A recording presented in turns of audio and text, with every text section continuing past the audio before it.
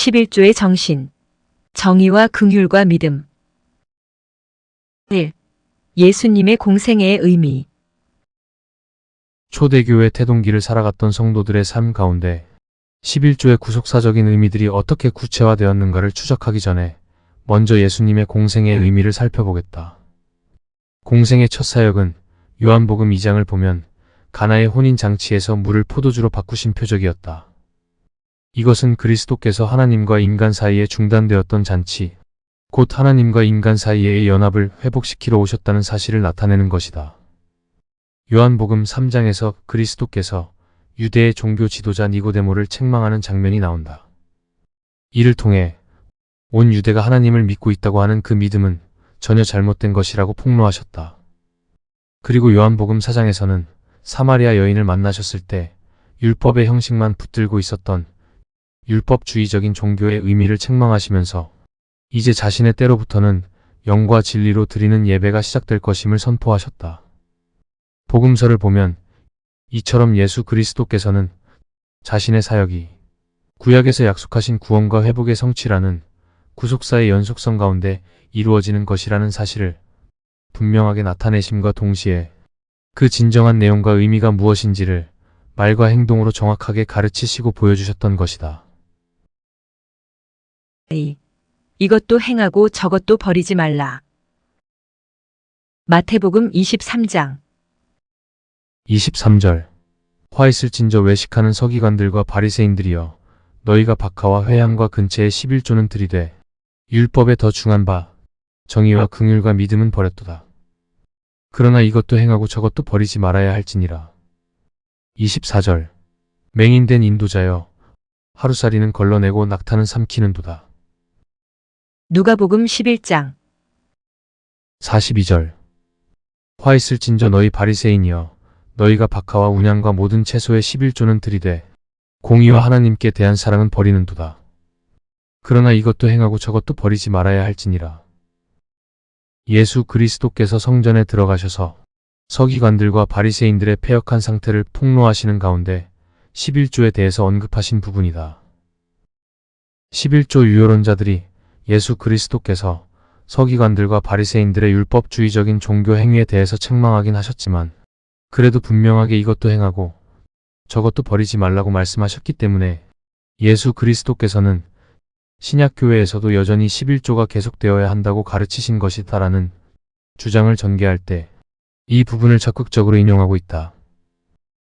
그러나 이 말씀을 바르게 해석하기 위해서는 11조가 직접적으로 언급된 이 구절만을 따로 떼어서 단편적으로 이해해서는 안 되고 예수 그리스도께서 이 말씀을 하실 당시의 시대적 상황과 배경, 그리고 전후 문맥 전체를 염두에 두고 해석해야만 한다.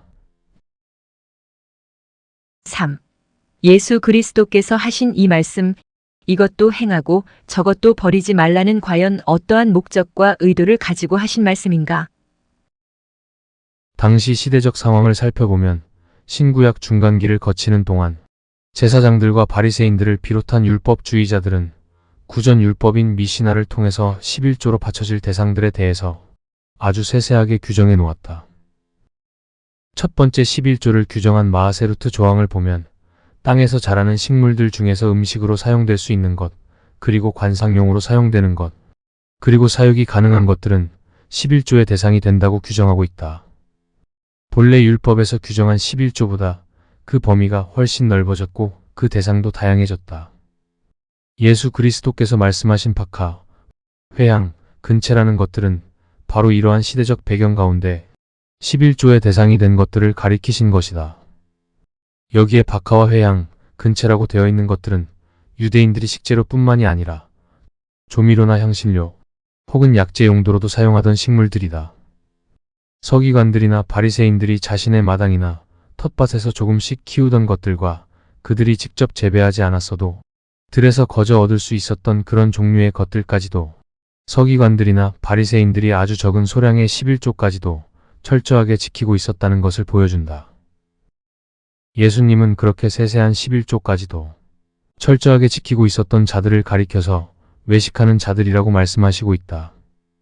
이렇게 말씀하시는 이유는 그들의 조상들이 그랬던 것처럼 그들도 역시 11조가 담고 있었던 진정한 의미는 전혀 모르면서 그 형식에만 몰두해 있었기 때문이다. 23절에 이것도 행하고 저것도 버리지 말아야 할지라해서 이것은 의와 인과 신이고 저것은 11조 규례로 보는 것이 타당하다. 그렇다면 정의, 긍휼, 믿음의 의미가 도대체 무엇이길래 바리새인들이 이것을 버렸다고 말씀하신 것인가? 예수님은 23절에서 율법의 형식으로 내려주셨던 11조가 단순히 그 형식 자체의 목적이 있었던 것이 아니라 장차 오실 메시아, 곧 예수 그리스도 자신에 의해서 성취되어질 구원의 중요한 속성들인 정의와 긍휼과 믿음의 모형적인 기능이 내포되어 있었다는 것을 확인해 주고 계신다. 그렇다면 과연 구속사의 맥락에서 본 정의, 긍휼, 믿음의 의미가 무엇인지 검토해 보겠다. 4. 공의. 개역 개정에서 정의라고 번역해 놓은 헬라어 크리시는 어떠한 것을 결정하다 할 때 결정이라는 의미로 사용되기도 하고 같은 맥락에서 법정을 가리킬 때 사용되기도 한다. 함축적 의미로 사용할 때는 공의로, 그러니까 영어의 저스티스로 사용되기도 하고 이 외에도 비난, 정죄, 단죄, 재판, 심판의 의미로도 다양하게 사용되는 단어이다. 정의라는 번역보다는 본래 크리시란 단어의 함축적인 의미를 살려서 공의라고 번역하는 것이 가장 적절한 단어 선택이라고 할 수 있다. 바로 공평함, 공정함을 의미한다. 어린 양의 죽음을 통해서 구원하신 자들의 생명의 가치를 단 한 명도 빠짐없이 레위인과 속전으로 헤아리시면서 하나님의 구원하심에는 그 어떠한 착오나 차별이 있을 수 없다는 것을 나타내신 그 공의를 말한다. 또한 동시에 레위인들이 드리는 제사를 이스라엘 전체가 드리는 예배로 동일하게 인정해 주셨던 공의를 의미한다. 죄의 삭은 죽음이지만 유월절 어린 양의 실체로 오신 예수 그리스도가 그 죄의 삭인 죽음을 대신 지불하시고 구원해 내실 성도들 한 사람 한 사람의 생명의 가치를 예수 그리스도의 피값과 동일하게 여기셔서 단 한 명도 빠짐없이 구원하시겠다는 하나님의 주권적인 공의를 말씀하신 것이다. 요한복음 6장 38절에서 40절. 하나님의 주권적 공의. 38절. 내가 하늘에서 내려온 것은 내 뜻을 행하려 함이 아니요 나를 보내신 이의 뜻을 행하려 함이니라. 39절. 나를 보내신 이의 뜻은 내게 주신 자 중에 내가 하나도 잃어버리지 아니하고 마지막 날에 다시 살리는 이것이니라. 40절. 내 아버지의 뜻은 아들을 보고 믿는 자마다 영생을 얻는 이것이니 마지막 날에 내가 이를 다시 살리리라 하시니라. 성자 하나님이신 예수 그리스도께서는 본인이 육신이 되신 근본 목적은 하나님의 뜻, 곧 하나님께서 택하신 자들의 죄의 삭을 대신해서 자신이 죽으심으로 그들을 구원하시는 것이라고 말씀하시고 있다. 그리고 그 구원하심에는 단 한 명도 빠뜨림이 있을 수 없다고 분명하게 말씀을 하시는 것이다. 가난한 자든 부자든 높은 자든 낮은 자든 강한 자든 약한 자든 그 누구라도 하나님께서 택하신 모든 자들은 차별 없이 예수 그리스도의 가치로 여기셔서 온전히 구원하신다는 말씀이다. 출애굽기 30장 19절. 너희의 생명을 대속하기 위하여 여호와께 드릴 때 부자라고 반 세겔에서 더 내지 말고 가난한 자라고 덜 내지 말지며.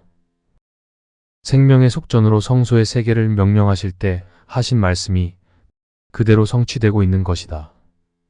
유월절 어린 양의 피를 통해서 구원하신 이스라엘의 모든 장자들의 속전으로 단 한 명의 오차도 없이 레위인과 성소의 세겔로 헤아리신 하나님의 공의로우심이 그 모형의 실체라는 것이 오신 예수 그리스도의 말씀을 통해서 확인되어지고 있다. 이스라엘 백성들에게 11조를 명령하신 목적에는 택하신 성도들의 모든 생명의 가치를 정확히 동일하게 여기시는 하나님의 주권적인 공의를 가르치시려는 의도가 분명하게 내포되어 있다. 갈라디아서 4장 4절에서 5절. 4절. 때가 참에 하나님이 그 아들을 보내사 여자에게서 나게 하시고 율법 아래에 나게 하신 것은 5절. 율법 아래에 있는 자들을 속량하시고 우리로 아들의 명분을 얻게 하려 하심이라. 에베소서 1장 3절에서 7절. 3절. 찬송하리로다. 하나님 곧 우리 주 예수 그리스도의 아버지께서 그리스도 안에서 하늘에 속한 모든 신령한 복을 우리에게 주시되. 4절. 곧 창세전에 그리스도 안에서 우리를 택하사 우리로 사랑 안에서 그 앞에 거룩하고 흠이 없게 하시려고. 5절. 그 깊으신 뜻대로 우리를 예정하사 예수 그리스도로 말미암아 자기의 아들들이 되게 하셨으니. 6절. 이는 그가 사랑하시는 자 안에서 우리에게 거저 주시는 바 그의 은혜의 영광을 찬송하게 하려는 것이라. 7절. 우리는 그리스도 안에서 그의 은혜의 풍성함을 따라 그의 피로 말미암아 속량 곧 죄사함을 받았느니라. 사도 바울은 예수 그리스도께서 택하신 자들의 죄와 율법의 저주를 짊어지시고 십자가에서 죽으심으로 이루신 의를 전가받은 성도들은 하나님의 아들이 되는 명분을 얻게 되는 것이라고 말하고 있다. 독생자 예수 그리스도의 피값으로 지불하시고 구원하신 성도들이기에 그렇게 구원하신 성도들은 더 이상 죄인이 아닌 하나님의 아들로 인정해 주신다는 말씀이다. 이것이 하나님의 공의의 궁극적인 결과이다. 그런데 당시 바리새인들은 11조에 담겨 있었던 이러한 하나님의 공의, 곧 유월절 어린 양을 통해서 구원하신 모든 사람들의 생명의 가치를 온전히 동일하게 여기시겠다는 하나님의 공의를 전혀 모르고 있었다. 누가복음 18장 9절에서 14절. 9절. 또 자기를 의롭다고 믿고 다른 사람을 멸시하는 자들에게 이 비유로 말씀하시되. 10절. 두 사람이 기도하러 성전에 올라가니 하나는 바리새인이요 하나는 세리라.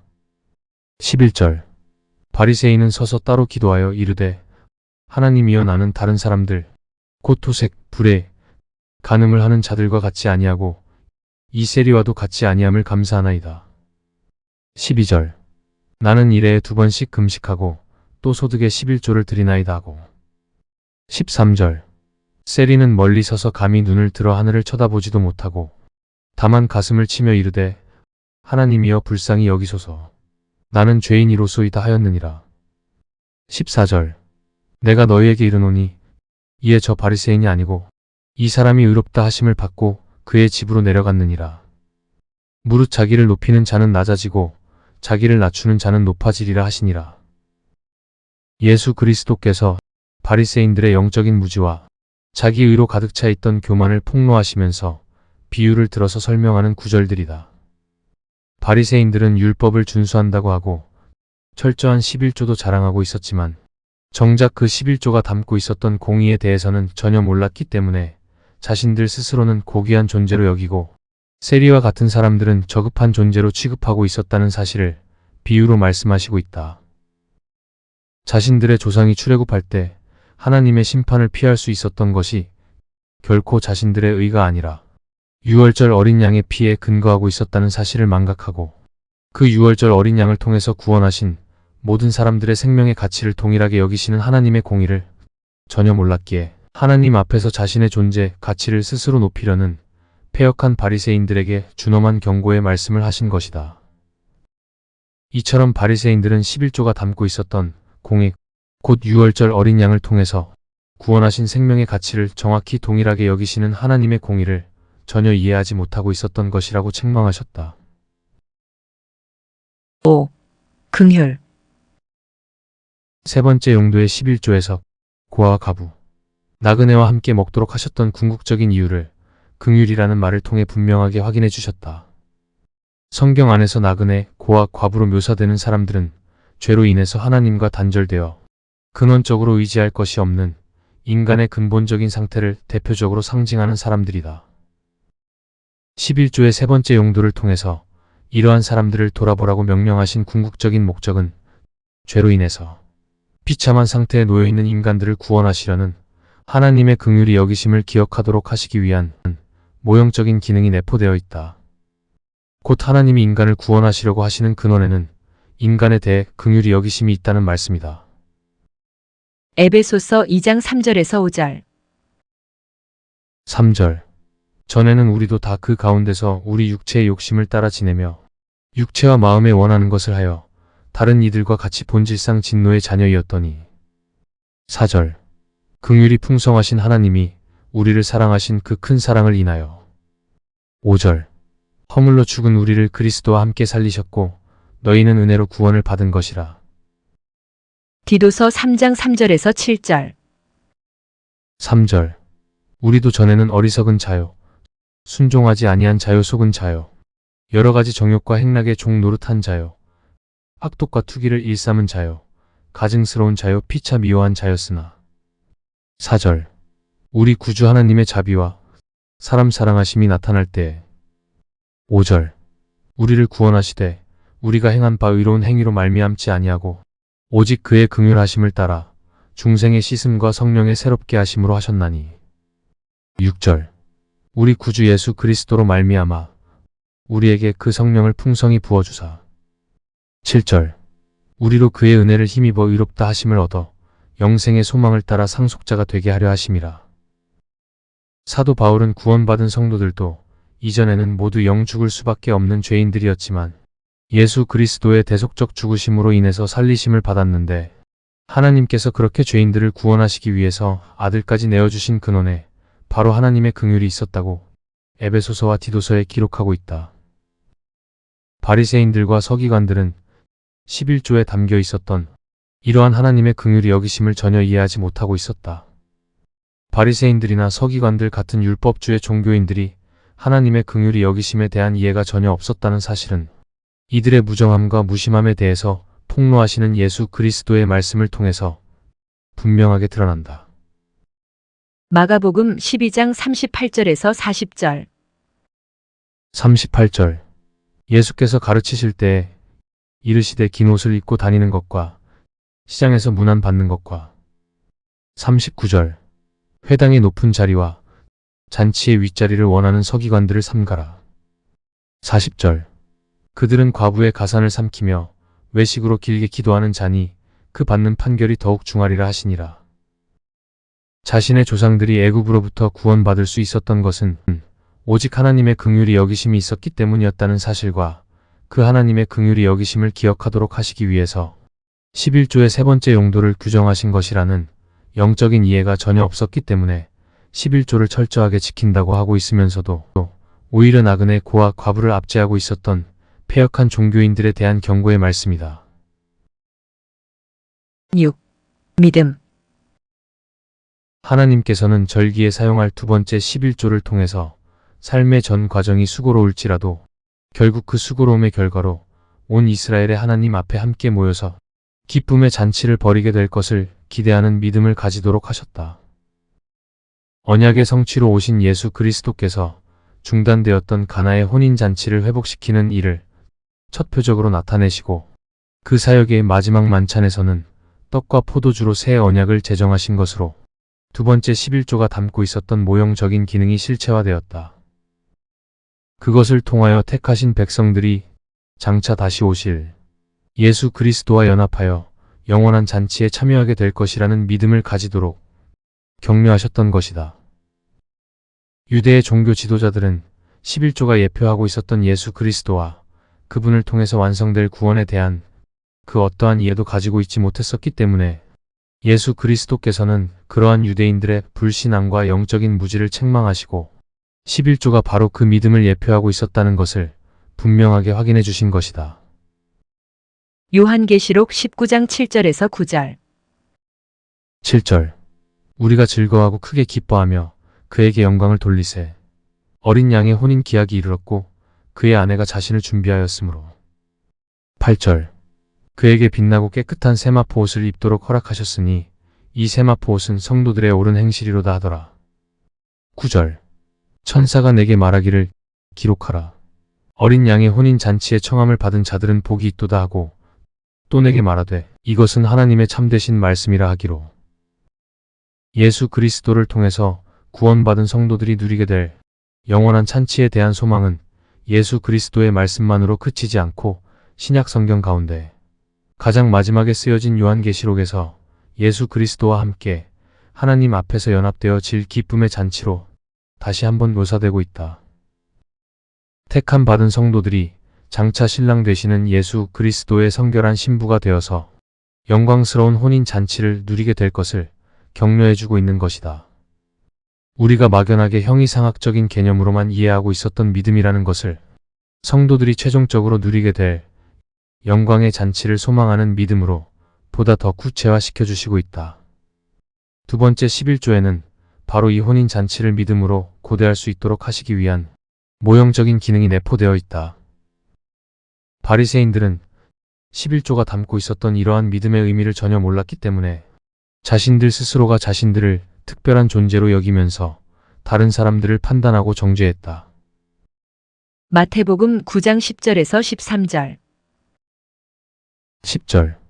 예수께서 마태의 집에서 앉아 음식을 잡수실 때 많은 세리와 죄인들이 와서 예수와 그의 제자들과 함께 앉았더니 11절. 바리새인들이 보고 그의 제자들에게 이르되 어찌하여 너희 선생은 세리와 죄인들과 함께 잡수시느냐. 12절. 예수께서 들으시고 이르시되 건강한 자에게는 의사가 쓸데없고 병든 자에게라야 쓸데있느니라. 13절. 너희는 가서 내가 긍휼을 원하고 제사를 원하지 아니하노라 하신 뜻이 무엇인지 배우라. 나는 의인을 부르러 온 것이 아니요 죄인을 부르러 왔노라 하시니라. 누가복음 15장 2절에서 7절. 2절.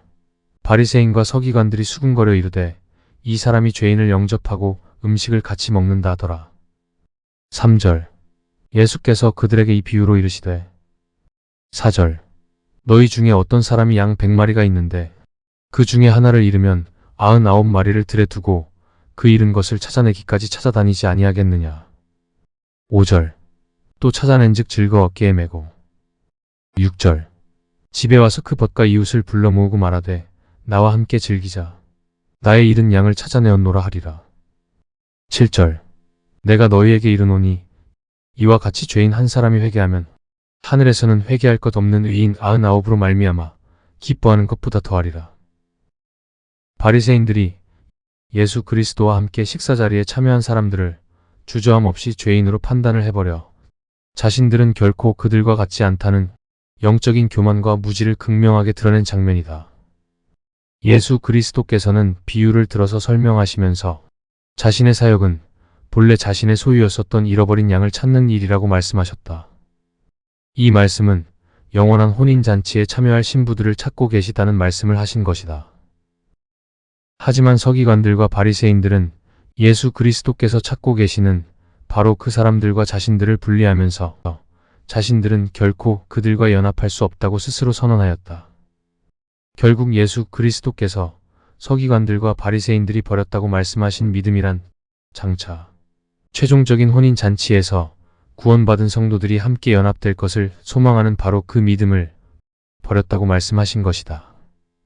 이처럼 23절을 통해 예수 그리스도께서는 11조가 담고 있었던 진정한 의미를 공의, 긍휼, 믿음이라고 정확하게 설명해 주셨다. 그리고 한편으로는 바리새인들과 서기관들과 같은 율법주의 종교인들이 11조의 형식에는 과도하게 집착하고 있으면서도 정작 그것이 담고 있었던 진의는 전혀 모르고 있었다는 것을 분명하게 드러내신 것이다. 참고 광목 주석. 칼빈은 기독교 강요 2권 10장과 11장에서 구약과 신약, 율법과 복음의 관계에 대해서 말하고 있다. 성경의 모든 초점은 예수 그리스도이다. 계시의 점진성과 모형론의 개념 없이 구약과 율법의 그리스도와 복음, 그리고 믿음과 구원에 대한 예표의 기능을 알지 못하고 구속사의 통전적인 관점을 결여한 채 성경을 부분적, 문자적으로 해석해서 적용하다 보면 성경을 엉터리로 해석하게 되고 세대주의나 율법주의, 기복신앙으로 빠질 우려가 크다. 사도 바울은 로마서 10장 2절과 3절에서 당시 유대인들이 하나님께 열심히 있으나 올바른 지식을 따른 것이 아니니라. 하나님의 의를 모르고 자기 의를 세우려고 힘써 하나님의 의에 복종하지 아니하였느니라. 라고 증언하고 있다. 그리고 4절에서는 그리스도는 모든 믿는 자에게 의를 이루기 위하여 율법의 마침이 되시니라. 라고 선언한다. 율법주의와 기복주의가 결합된 메시지가 주도적이었던 것이 한국 교회의 현실이다. 성경을 보는 관점이 정립되지 않으면 하나님의 의를 모르고 자기 의를 쌓았던 바리새인의 믿음을 벗어나기가 힘들다고 하겠다.